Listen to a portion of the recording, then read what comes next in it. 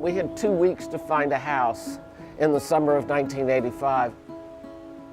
I remember one person who told us if we bought a house in East Nashville, no one would ever come to our house for parties. It was just not considered a good place to live. East Nashville was the wrong side of the river. For the longest time, we didn't have urban neighborhoods. We didn't have walkable streets. We didn't have mixed use. East Nashville took several blows throughout the 20th century and was kind of left behind in a way. Nashville itself worked very hard and aggressively to move people out of the core.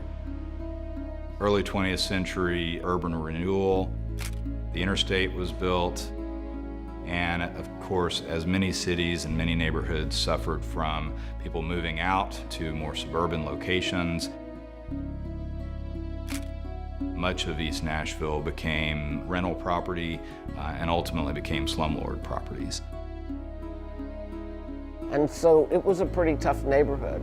People would siphon gas out of your tanks and stuff like that. I mean, you used to have police who would come here, and if somebody reported a theft, they would say, "What do you expect if you live in East Nashville?" Which is not terribly helpful when you're reporting a theft. By the 80s, they were beginning to fight back against that. During that time period, neighborhoods organized. Neighborhoods became intense in their advocacy in the Metro Council. You had to be to live in East Nashville. It was just part of the culture. People coming in realized that they were going to have to be citizen activists. So we really had to work hard to get metro departments, the police, codes, all that stuff to take us seriously, and it took a long time. In the 1990s, East Nashville knew that it was back and on its way. There were things we didn't have and things that we still needed. But there was an expectation in East Nashville that those things would come because we were in it for the long haul. And then there was a tornado.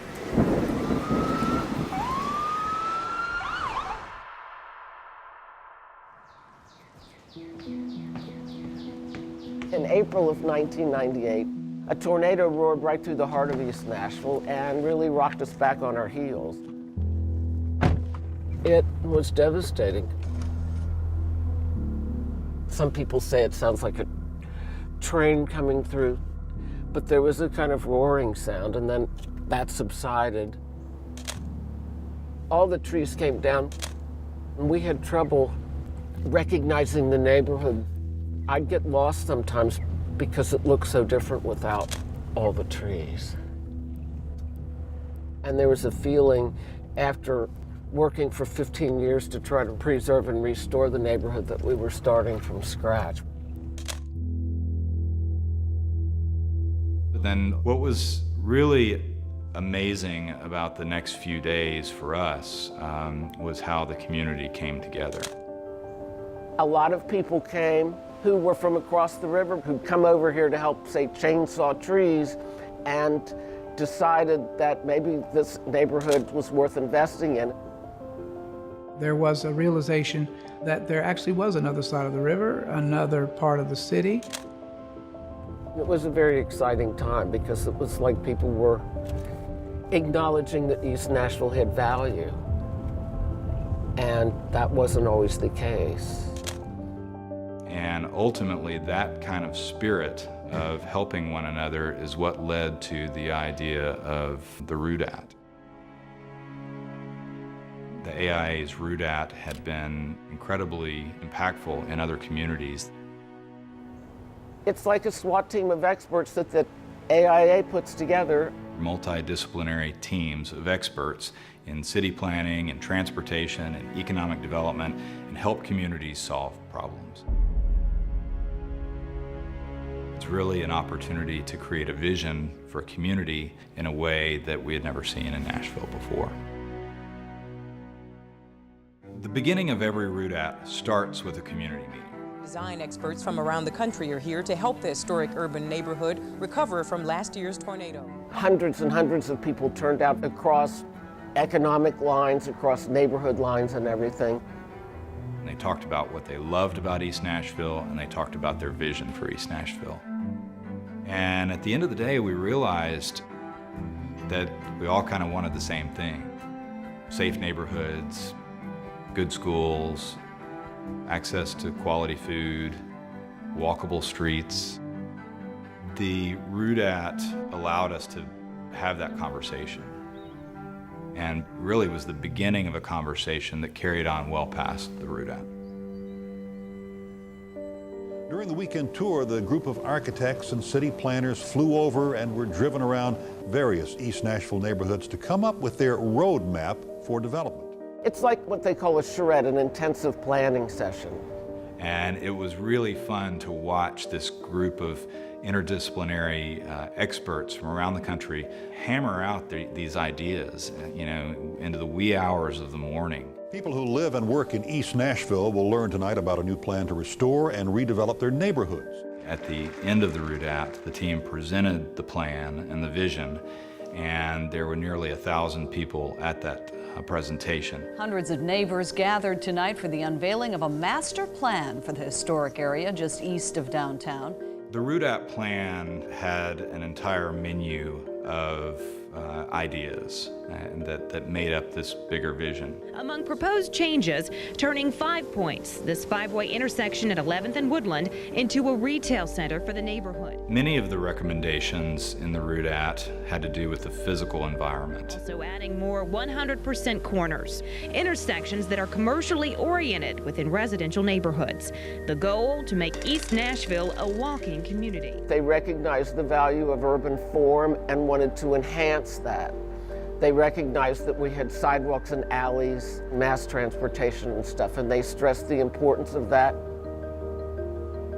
What really resonated with me was this recognition that we had a really diverse population.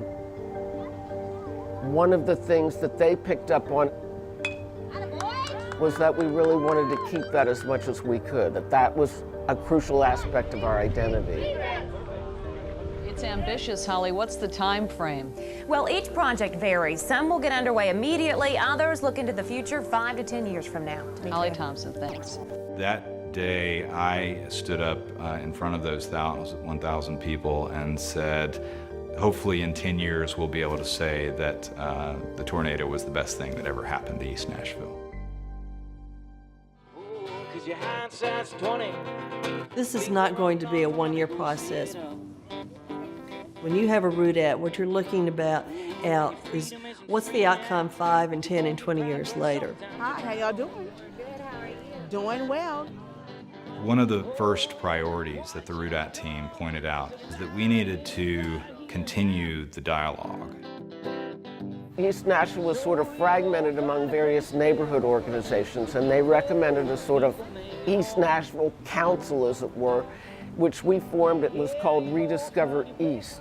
A not-for-profit that had representation from all the neighborhoods, including the public housing neighborhoods, had business owners represented, not-for-profits represented, churches represented, and we would meet at least once a month to continue the dialogue and to work toward the implementation of the UDAT. One of the first initiatives that the city embraced that came out of the UDAT plan was the idea of improving Main Street. If you look back in history, that road was not a pedestrian-friendly space at all.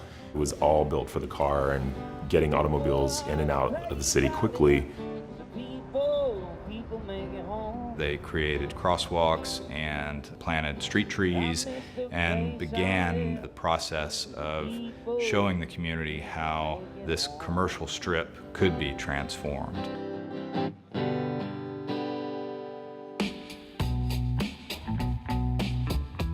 I think one of the most significant changes that happened after the UDAT was the commercial corners that were vacant, that were not being utilized, suddenly started to come to life. Almost everyone in East Nashville is within walking distance of either a bakery or a coffee shop or restaurants or small locally owned retail, and it completely changed the face of the neighborhood. We have a running store and a bike store now down in 5 Points. So it's a very different vibe than it used to be. People come from the other side of town to visit and to go out at night. This isn't it place, and this is a vibrant place.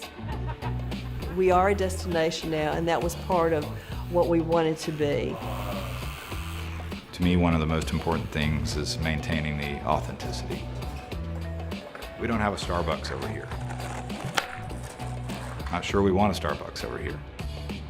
We have 5 or 6 great locally owned coffee houses, and we love it that way.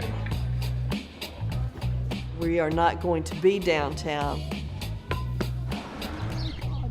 We're going to be our own East Nashville.